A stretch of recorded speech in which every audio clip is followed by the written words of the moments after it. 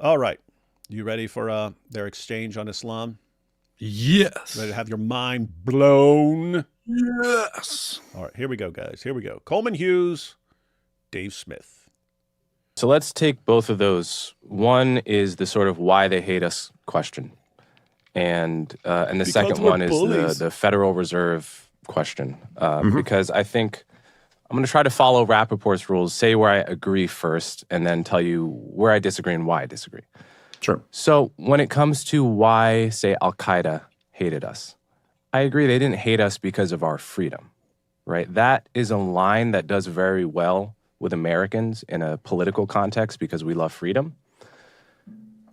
But it's also not true that they hate us because of foreign policy grievances that would make sense to say to it in a secular context. In other words, when Al Qaeda writes its declaration of war on the United States for occupying the Holy Land, what it's complaining about, its main grievance, its main grievance, as evidenced by the fact that it's in the title and dominates the text, as you know, is that we had troops in Saudi Arabia that were there at the invitation of the Saudi government and stayed there for several years with permission from the Saudi government because they were afraid that Saddam might invade Saudi Arabia.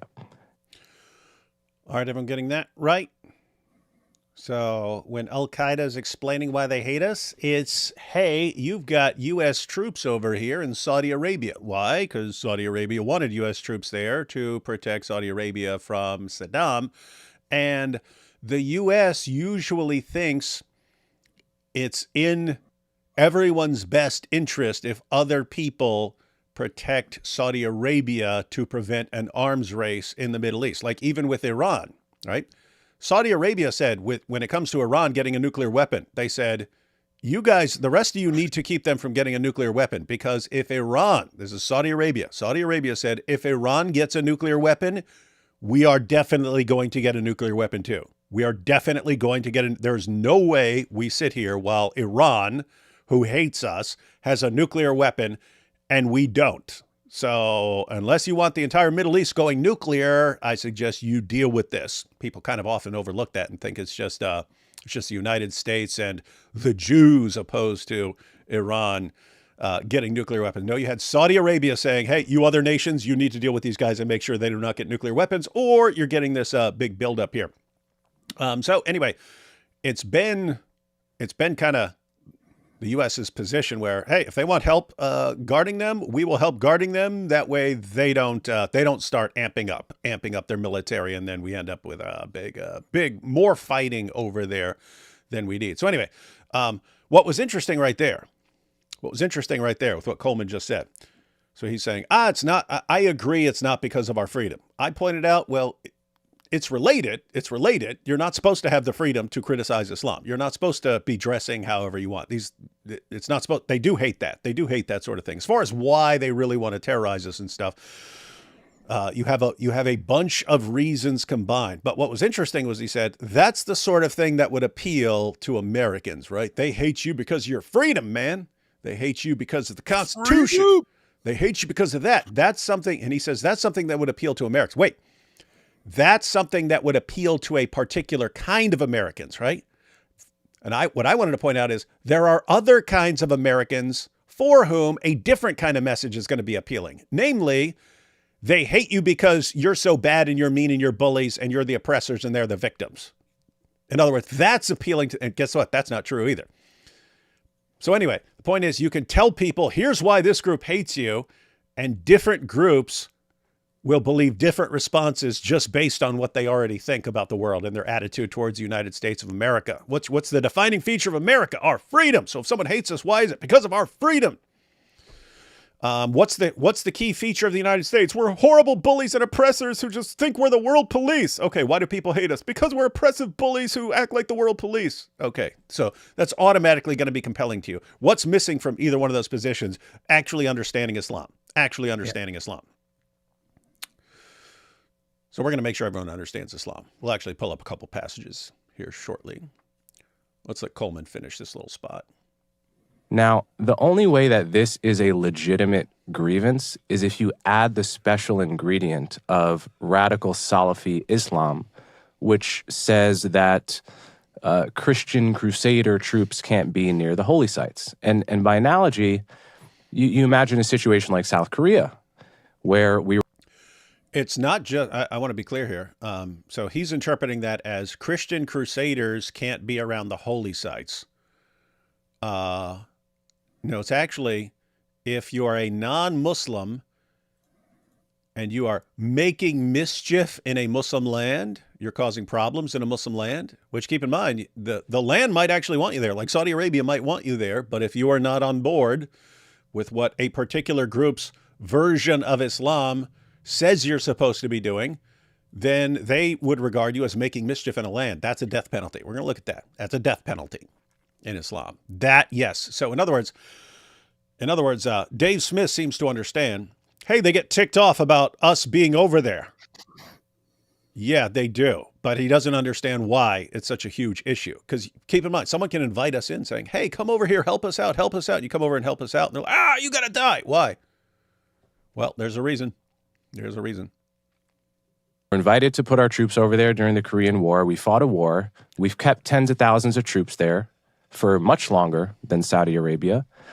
But there's no South Korean group flying planes into our buildings because they don't have that extra ingredient necessary, which is Correct. There's no Korean religion which says American troops can't be in Seoul. Correct. So this would be my core critique of the idea that they hate us for as Sam Harris would say, terrestrial grievances. If now Lex Friedman came into this discussion, he would say, but isn't it true that all religions are just about love? He would. That's another problem. People thinking all religions are the same and so on. Hey, dude, did you see Trigonometry's video earlier today? I didn't watch it, but I saw a few seconds of it, and I thought it looks very based, so I reposted it, but I haven't watched it myself yet. Yeah, and like he has like 2 minutes at the end, which is like a commercial. So the video is only like probably like 4 minutes long as far as the actual content. But he makes this awesome analogy, man. He makes this awesome analogy. He's like, what if green apples were just poisonous and red apples were fine? But no one wants to draw any distinction between different kinds of apples. And people are dropping dead from being poisoned by the green apples. But our government's going, nope, all apples are the same. All apples are the same. Let's just bring in more of all kinds of apples without any sort of distinction. And people are dropping dead and dropping dead and dropping dead because of the green apples. And the government's, nope, all apples are the same. Matter of fact, you're an evil green appleophobe if you say there's any difference between these apples and stuff. Anyway, it's a pretty good analogy he made. But Coleman there made a very good point, which we kind of touched on earlier while going through some comments. But hey, you've got a U.S. military presence in South Korea. South Korea wanted to be protected from communists and so on. Why aren't they launching terrorist attacks against the United States? So the parallel there is Saudi Arabia wanted the United States to protect them from Saddam. We obliged, and then it's used by terrorist groups. See, you guys are messing around in our affairs over here and you have to die. And his simple point is, doesn't it seem like Islam makes them react differently? You can't just say, oh, it's because we have people over there. If it's just we have people over there, then U.S. soldiers should be getting attacked wherever they are. And we have bases all over the world. So why does Islam react differently? Now we're going to have Dave Smith's awesome theory. Yeah, I mean, so a couple things on that. I mean, number one, like the comparison, say, to like South Korea is just, it's really not a one-to-one comparison. I mean, there's a difference between having a military presence as we do in Germany or in South Korea or in Japan or something like that, where you have these are democracies. these are Western countries that again, I'm not like defending modern nation states. Wait, so did he just say that the difference is not the religion, it's the difference that these are Western style nations or democracies, and so they're going to be friendlier towards the United States? He already contradicted himself without even understanding it, because he just pointed out a huge cultural difference there. And the huge cultural difference is a result of the huge cultural difference that Coleman already pointed out. But he's also making a very very poor analysis. It's as if he's right now comparing South Korea to Afghanistan. That was not the point that Coleman made. It was about the Middle East, about Saudi Arabia, and things like that. So I don't really think that he understood the point. We'll see. We'll see. But how dare you assume that Dave Smith doesn't know what he's talking about? Or democracy or anything like that, but there is at least somewhat of a free market, somewhat of a democratic situation. The people like participate to some degree in their government. I don't exactly believe that, but at least that's the way the thing is sold.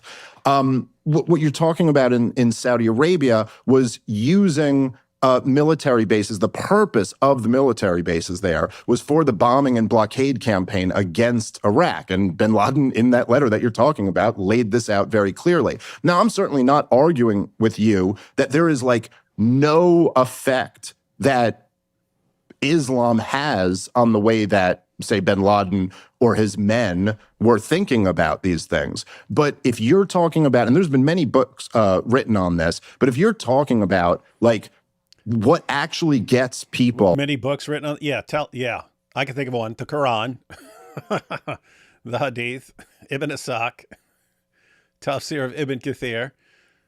What books are you talking about that are written on this? Because all due respect, Ben, with all due respect,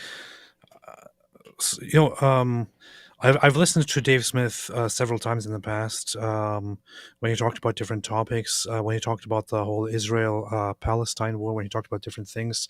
It always seemed that he has, on very much every topic, he has only half the information, but he likes to deliver it in such a way that a lot of people seemingly buy it, and I still do not understand why, because I don't get it. I'm not sure what makes people so amazed with it. When I listen to him, I think this is just absolutely horrible, and I have no reason to continue listening to any of this. And but I see that he's very popular online, and that people actually like to follow him around and defend his reasoning. But every single time that he talks about something, it is just full of flaws, and it is lacking in information. Why is he talking about this topic? Why is he talking about the topic of Islam and then acting as if he actually understood the topic? He doesn't know anything about the topic. I've seen him before address the topic of Islam. He doesn't know anything at all about the topic. Like, if you are going to discuss a topic, why don't you sit down and inform yourself about it instead of relying on this person said, that person said, this has been written, that has been written? No, actually sit down and explain it. Maybe explain it to yourself for once to ensure that you actually understand the topic, and then go into the discussion about it. If he doesn't understand the topic of Islam at all, I would invite him to actually get in touch with people who do understand it, such as David or myself or others, and we can have a lengthy, deep discussion about Islam and its influence and impact on regional conflicts in the world. This is pure ignorance, and this is not a good way to influence the public. It's quite dangerous. Dangerous. Yeah. In other words, Dave Smith, if Islam is the primary, see, you can grant everything. You can grant everything else and say, yeah, they are ticked off about us being in their lands and stuff like that. You can grant all that and still understand why Islam is the fundamental problem. And if you're saying Islam's not the fundamental problem, it's not really a problem, much of a problem at all, maybe it influences kind of how they filter this information and stuff, but it's not a real problem. If Islam is the real problem and you're telling people it's not the real problem, you're kind of using your influence to protect a very, very dangerous ideology, which calls for this sort of thing. Hey, AP. What?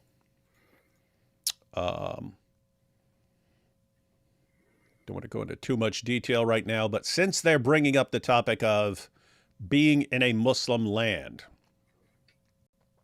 All right, guys, what do we have here? Everyone's favorite Quran verse. Every time I think they're going to stop using 532, someone comes out and uses 532 again. It's annoying, man. Every time I think there's no way you're going to bring this up. Now, fortunately, they get ratioed now when they bring up 532. So, guys, 532, Surah 5, verse 32 of the Quran. For years, this was their favorite verse to show that ISIS has nothing to do with Islam and that Islam's a religion of peace and tolerance. And what did they quote? They left out the beginning. They would always leave out the beginning part. And they would just get to start at the end of that first line. And they would say, Islam says that whoever slays a soul, and then they leave out the next part and then say, it is as though he slew all men. See, that's what Islam teaches. You can't kill in Islam. See, it's a religion of peace. All right, now we'll read the entire verse and the next verse. For this reason did we prescribe to the children of Israel that whoever slays a soul, unless it be for manslaughter or for mischief in the land, so it's allowing, according to this, allowing executing people for manslaughter or, this interesting part, this extremely vague making mischief in the land. Mischief in the land. What's that? What's mischief in the land? Well, it can mean all kinds of things. It is as though, and keep in mind, that's so. The main part is from the Talmud, but the Quran adds these things, unless it's for manslaughter or for mischief in the land. It is as though he slew all mankind. And whoever keeps it alive, keeps a person alive, it is as though he kept alive all men. And certainly our apostles came to them with clear arguments, but even after that, many of them certainly act extravagantly in the land. We've brought this up many, many times. This is from the Talmud, Mishnah Sanhedrin, and it occurs in a couple other passages. And it was a commentary. It was a commentary from a rabbi about, and you even have the same story right before it in the Quran, but it's the story of Cain and Abel. Cain kills Abel. God says, your brother's blood cries out to me from the ground. A rabbi pointed out that in Hebrew it actually uses the plural. It says bloods, and he made the inference and said, if it's saying bloods, then it's basically saying you didn't just kill Abel, you killed Abel and all of his future descendants. You took out an entire world of people. And therefore, if you kill one man, you're killing all of mankind. Anyway, so that's the basic reasoning there. That's from the Talmud and ends up in the Quran as something that Allah revealed to the children of Israel. But don't miss out the very next verse, which is towards Muslims. The punishment of those who wage war against Allah and his apostle, that's Muhammad, and strive to make mischief in the land. There's that vague crime of making mischief in the land. And strive to make mischief in the land is only this, that they should be murdered or crucified, or their hands and their feet should be cut off on opposite sides, or they should be imprisoned. I think that's a mistranslation there. Almost every other translation says exiled. Or they should be imprisoned. This shall be as a disgrace for them in this world, and in the hereafter they shall have a grievous chastisement. Based. Got that? So, waging war against Allah and his apostle. How do you wage war against Allah? You pick up your sword and throw it up into the sky. Yes, you throw it. I threw this at Allah. I've waged war. And strive to make mischief in the land. Guys, you make war against Allah and his apostle and make mischief in the land in a variety of ways, one of which is just opposing Sharia. But anyway, notice here that you have a huge penalty for the crime of making mischief in the land. Making mischief in the land. A land like, let's say, Saudi Arabia. If you're making mischief in the land, what's the penalty? You should be murdered or crucified, or your hands and feet should be cut off, and so on, depending on the severity. Well, guess what? Because it gives different penalties to be applied based on the severity of the mischief you're making. So it could range from murder to crucifixion to body parts being chopped off or just to being exiled. Guess what? Having a non-Muslim military in a Muslim country, interfering with jihadis and so on, That's a pretty extreme form of making mischief in the land. But let's go ahead and check out Ibn Kathir's commentary. Ibn Kathir's commentary. So the heading up at the top, the punishment of those who cause mischief in the land. This is commentary on 533.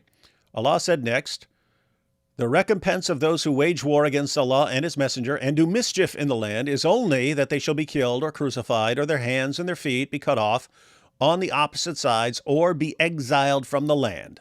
He says wage war here. So what's it mean to wage war against Allah and Muhammad? What's it mean? What's it mean, Ibn Kathir? Wage war, right there in the middle, guys. Wage war mentioned here means oppose and contradict. In other words, they're saying, hey, here's what you're supposed to do. Here's what you're supposed to believe. Here's the laws you're supposed to follow. And you're like, what? This sounds crazy. Oh, you're waging war against Allah and Muhammad. What's the penalty? You be killed or crucified, or your hands and feet be cut off on opposite sides, or you be exiled from the land. Keep in mind, we think of waging war as marching a military out. That's what waging war is.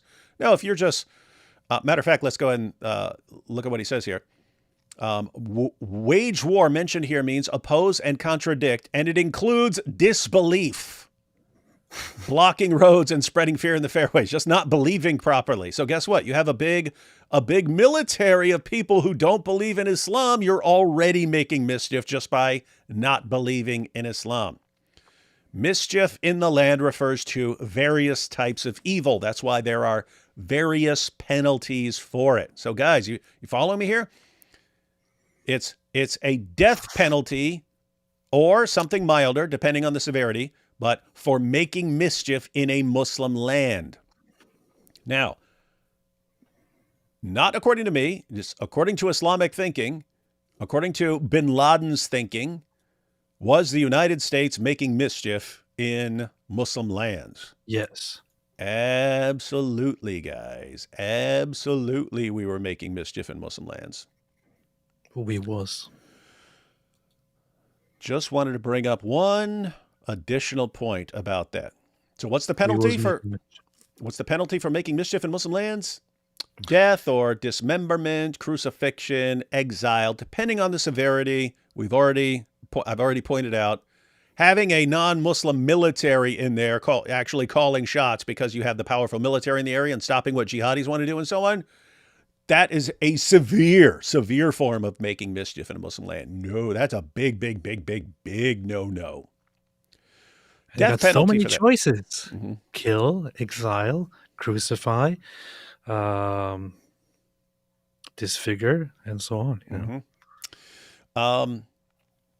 Beautiful. So, big penalty for the U.S. military for making mischief in Muslim lands. Just wanted to point out something else for our Dave Smith fans out there. Here we have Sunan ibn Majah. It was narrated from Zayd bin Khalid al-Juhani that the Messenger of Allah said, whoever equips a warrior in the cause of Allah, he will have a reward like his, without that detracting from the warrior's reward in the slightest. You guys catch that? Whoever equips a warrior, in other words, there's the warrior, there's the soldier who's going to go out. Now, so in other words, suppose Muhammad says, hey guys, we've got a war to fight. We've got a war to fight. And Abdullah here, he's willing to go out and fight, but he doesn't have a sword. He doesn't have any armor. Who's going to help him out? And you've got some businessman who's like, well, I don't want to go out and fight, but I will buy him some armor and I'll buy him a sword. So I'm going to equip him to go out and fight. What does Muhammad say? Whoever equips a warrior in the cause of Allah, he will have a reward like his, without that detracting from the warrior's reward in the slightest. In other words, you're just a guy who's got some money.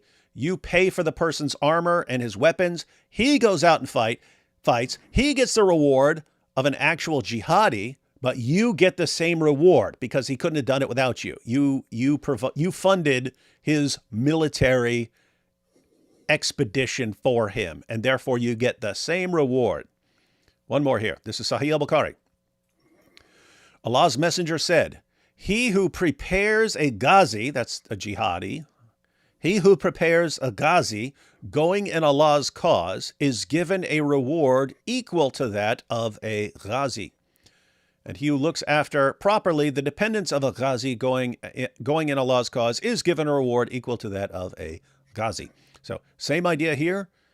If you prepare the jihadi, you fund the jihadi goes out and fights, he's going to get a reward from Allah. But if you actually paid the bills to fund what he did, you get the exact same reward. So in Islam, ladies and gentlemen, it's not just the person who's fighting, it's the person who funded that person so that he can fight, who is equally responsible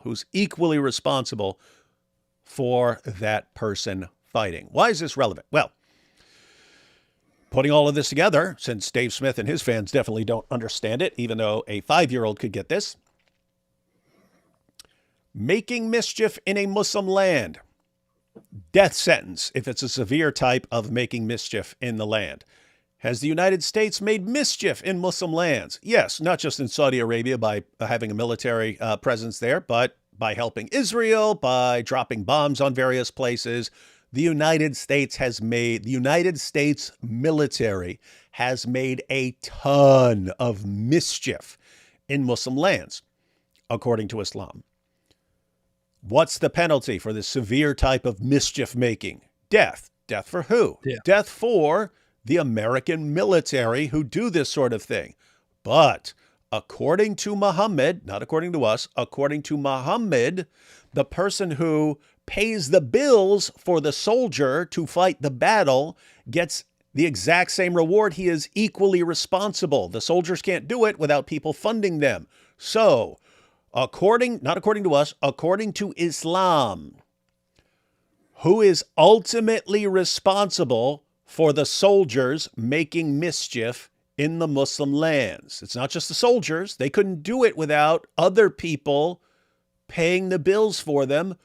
Who is also equally responsible for all this mischief that's being made in Muslim lands? Who's equally responsible? Who's paying the bills? Who's funding the entire thing?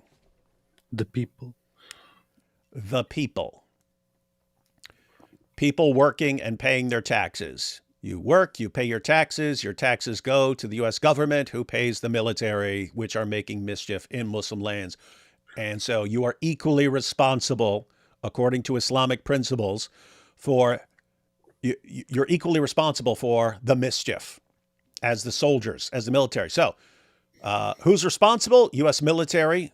Who's also responsible? The U.S. government that's sending in the military. Who's also responsible? The people who are funding the U.S. government.